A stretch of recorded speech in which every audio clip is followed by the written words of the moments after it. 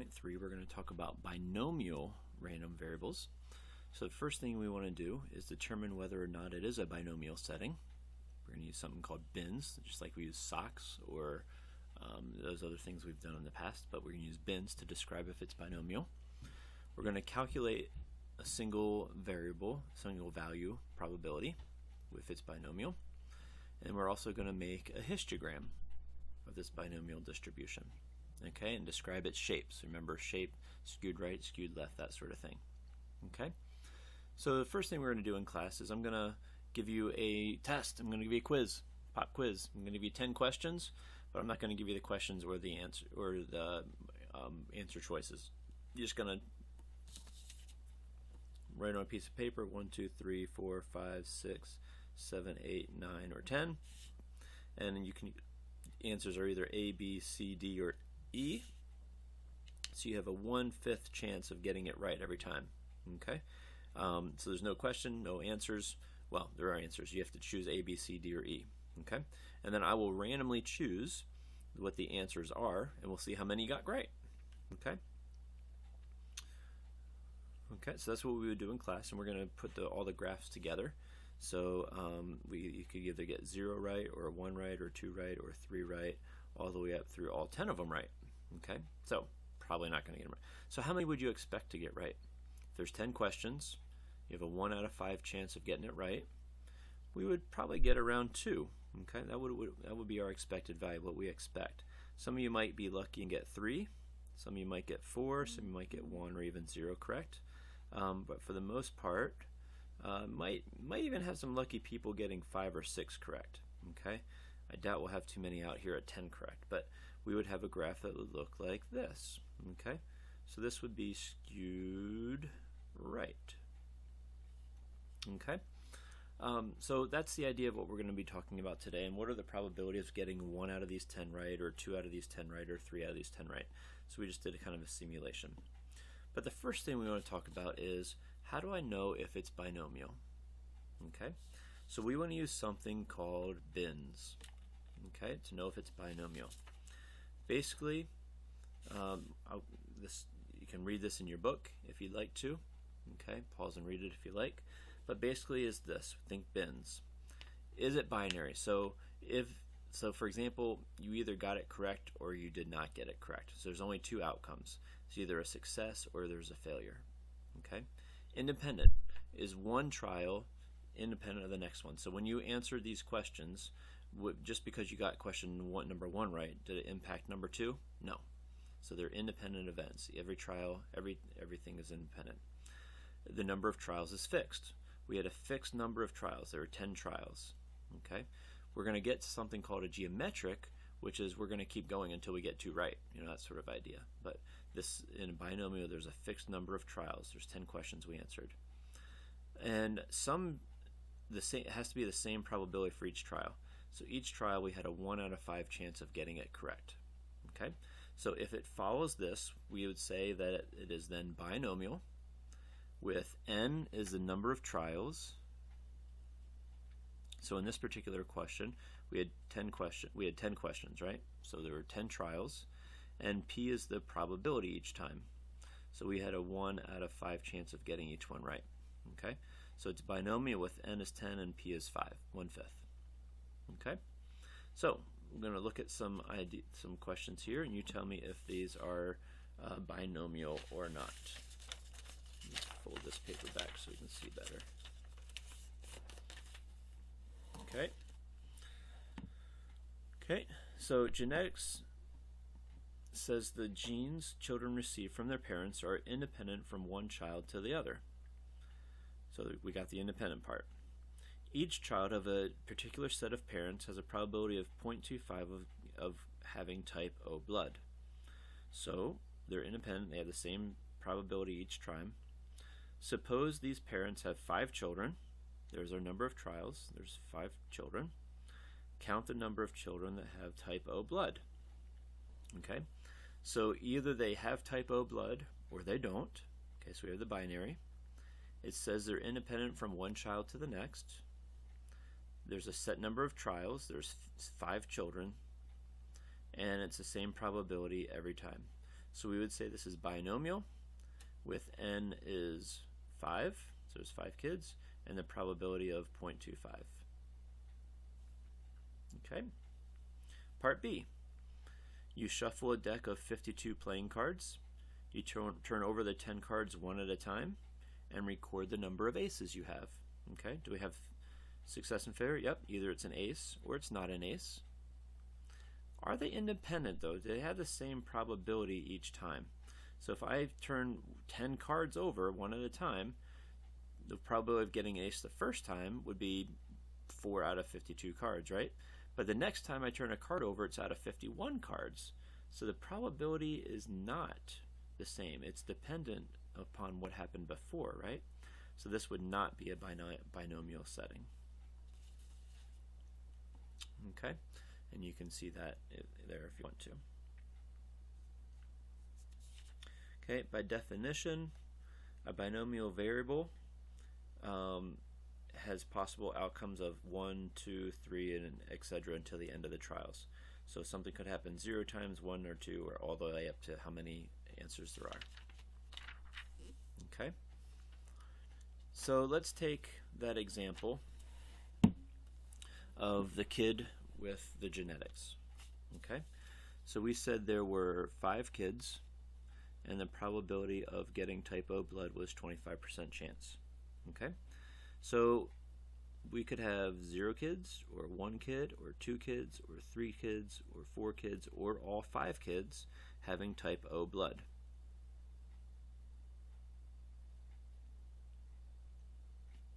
Okay, so probability that X is 0.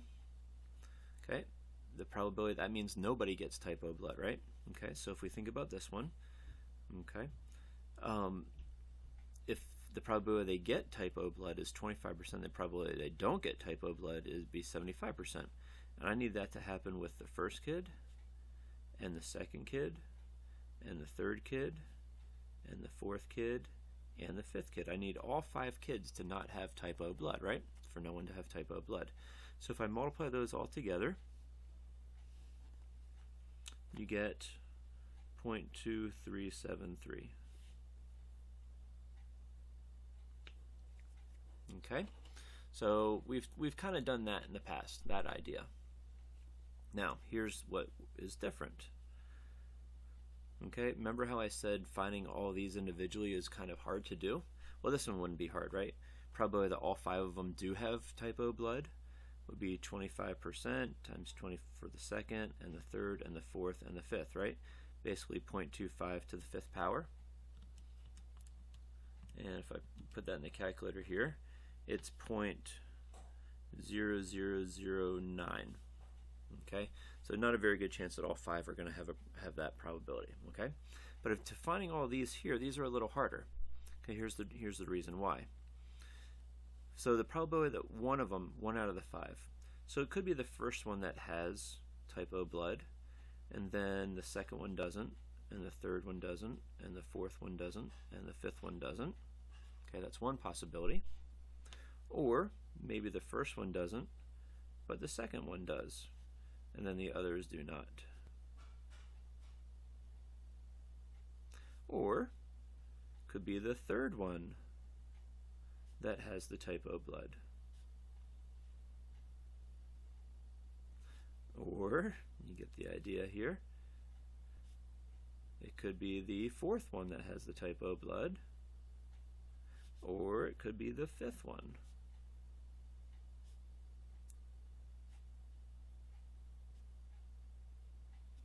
Okay, so these are all the different possible outcomes of having type O blood. Okay, notice each of these things here is one person having the type O blood, and then it has 4 people not having the type O blood, right? And there are 5 different ways of doing that. So this is the formula for your binomial. So 5 times 0.25 raised to the 1st times 0.75 raised to the 4th gives me basically 40%. Okay, so the probability of getting 1 would be 40%. Okay, the probability of x equals 2. Okay, now let's think smart about this and trying to get this so we don't have to write all this out, right? So there would be 2 people that would have the type O blood, 25%, and there'd be 3 people that would not. Now, how many different ways can I have 2? I could have these 2, or these 2, or these 2, or these 2, right? Okay, so that's where we came from last chapter. The combination of 5, and we're selecting 2 of them. So 5, selecting 2 gives us 10 different ways. So we'd have 10 times 0.25 squared times 0.75 to the third.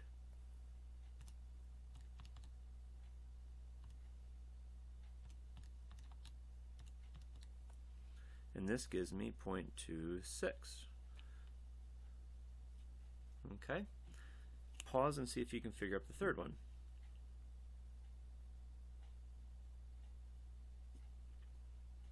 Okay? So for the third one, if there's 3, what's the probability that if there's 5 kids, I get 3 of them? Okay? To have type O blood. I know I want type O blood for 3 of them, and not type O blood for 2 of them. And this would be, I'm choosing, how many different ways can I choose 3?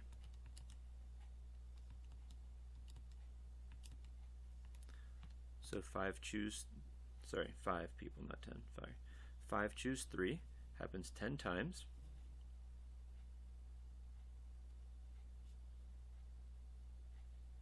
Okay, so if I take that times 0.25 to the third, times 0.75 to the second, it gives me 0.09. Okay, and then probability that x equals 4. Okay, so I want 4 of them to have the type O blood and 1 of them not to.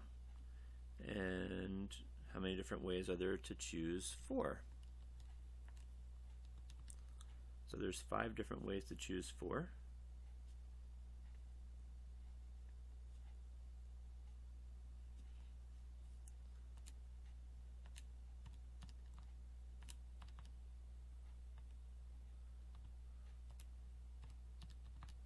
Okay, if I work this out, I get 0.01. Okay. So you can see that this is, okay, if I would add these all together, it would be a proper distribution, like we talked about in day 1 of chapter 5. You add these all together, it adds to be 1, or pretty close depending on my rounding, okay? But this is how you find all those probabilities, okay?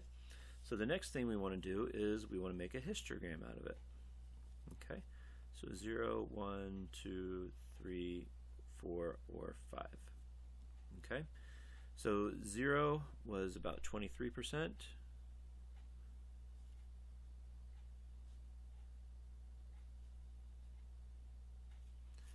0 was 23% of the time.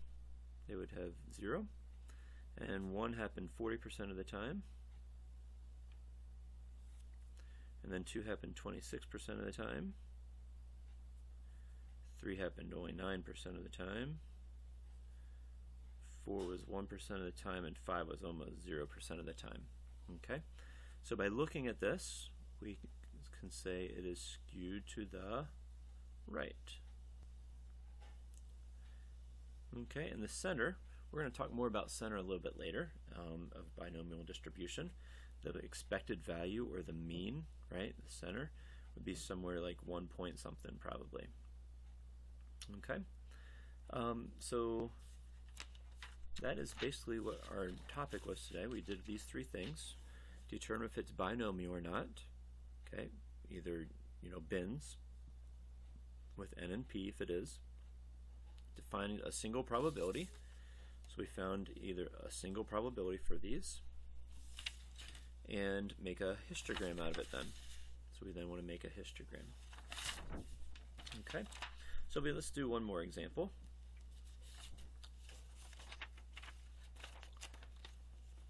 Okay, Suppose you toss a fair coin 10 times, and y is the number of heads. So if you think about this, okay, so first of all, is it binomial? Okay, so let's think through bins. So is it binomial? Yep, it's either heads or it's not heads. From one flip to the next, is it independent? Yep. One flip doesn't impact the other one. Okay. Is there a set number of trials? Yep. We know that n is equal to 10. There's a set number of trials that we're going to do it. Is it the same probability each time? Yep. We know that each coin flip is a 50% chance of being heads. Okay, so we have it's binomial with n and p. Okay, so then if we think about this distribution, okay, so you can get 0 heads or 1 or 2 or 3 or 4 or 5 or 6 or 7 or 8 or 9 or all 10 could be heads. Okay, so what's probably I'm going to get 0 heads? Okay, that means 0 heads means I get tails every time, right? And the probability of tails is 50%. And I want to do that 10 times. Gives you almost, it's like 0.000.010, okay? So it's like really, really small. Okay, the probability that x equals 1. I want to get a heads 1 time, and I want to get a tails 9 times. How many ways are there to do that? Okay, 10 choose 1. Okay, so we can figure that out. And then the probability of 2, I want to get heads twice. I want to get tails 8 times. And how many different ways are there to get that? It would be 2 ways, okay, 10 choose 2. And we can keep going and we keep figuring these out. Okay, you can then plot these, and it's symmetric. Why is it symmetric? It's symmetric because notice each of these are both 50%, right? The heads and the tails. Okay, that's why we get that symmetric shape to it. Okay. Okay, last problem we'll look at here. According to New Jersey Transit, the 8 a.m. weekday train from Princeton to New York City has a 90% chance of arriving on time. If we choose 6 random days, what's the probability it arrives on time? Okay, so thinking about that, is it binomial?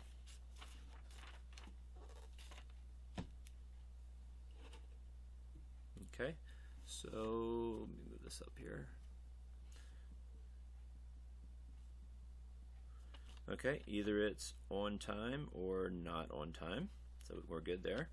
Is it independent? Okay.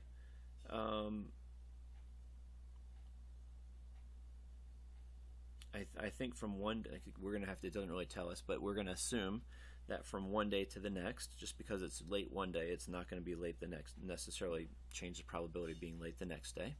Okay. Is there a set number of trials? Yep, we have n equals 6. We're doing it for 6 days. And the probability each day of it arriving on time is 90%. Okay, so it's binomial with n and p, those two things. Okay. Okay, so the next one, calculate and interpret p to x equals 4. So that means that it's going to be on time 4 of the 6 days. Okay, what's the probability it's going to be on time 4 of the 6 days? Okay, so to figure this out, it's going to be on time 4 days, and it's going to be late 2 days. Now, how many different ways could that happen? It could be the first 4 and the last 2, right? Or, switch them around. So there's 6, choose 4.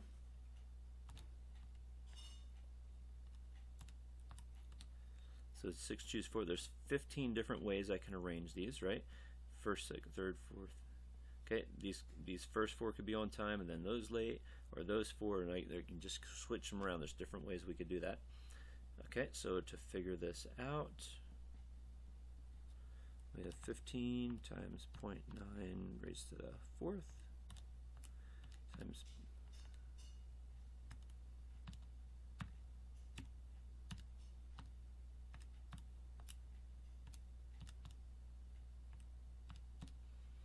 Okay, that gives me basically 10% if I round it there. Okay, so 10% of the time, I'm going to have 4 out of the 6 days they will arrive on time. Okay, make a histogram of the data. We would have to 0, 1, 2, 3, 4, 5, or all 6 days on time. We just figured out 4 days on time was 10% of the time. Okay, we need to figure out the other ones. So probability of 0, not arriving on time, would be 10% of the time 6 times, right? Which is basically almost 0. Okay, and also 6 times, right? If all 6 are on time, 6 on time 6 days, 0.9 raised to the 6th power. Okay, it would happen 53% of the time. Probability of 5, okay, would be on time 5 days and late 1 day. And I want to know how many different ways you can arrange that. Okay.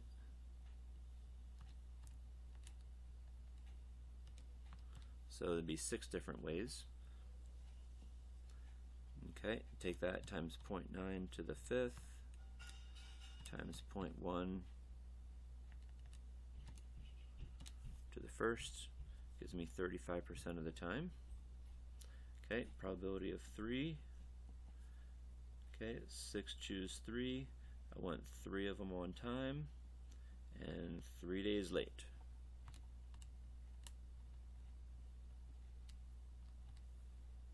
Okay, this can happen 20 different ways. So 20 times 0.9 to the 3rd times 0.1 to the 3rd gives me 0.01.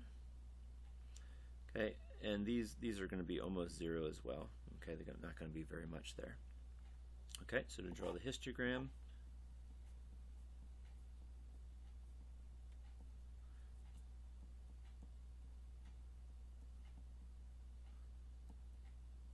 okay, so these were almost 0 here. At 3 we get to 1%, so not very much there. At 4 we get to 10%. At 5 we get to 35%. And at 6 we get to 53%. Okay, so looking at this, it is definitely skewed to the left. Okay, skewed to the left there. All right, so I'm going to make a little video here of how to do this on Desmos as well. This will make it easier, but please show me the work on a couple of these first before you use the Desmos. So Desmos, how to do it will be next. Okay, so this is how you can do that last problem with the trains arriving on time. So we're going to come here and we're going to say that it's binomial. So first we have to decide if it's binomial using bins. If you come here to functions and then distribution, you'll see here binomial distribution. And then it asks us for the trials and the successes, so our N and our P. So there are 6 trains, 6 trials, comma. The probability of arriving on time was 90%. So if I hit this button here, it'll give me a little bit better view. Let me zoom fit. And here I have it. Okay, so this gives me those probabilities. So we said at 6 trains arriving on time, we figured up was 53%, which is right there for us. At 5 trains, we said it was 35%. Okay, it was right there. 4 trains, 3 trains. Remember we said 2 and 1 and 0 were almost 0, right? And there's those numbers for you. Okay, so Desmos makes it incredibly easy for you to find those probabilities, but I do want you to work them out and show me those, how you get those. Yeah, so you can use these for your histogram and do those numbers there. Okay.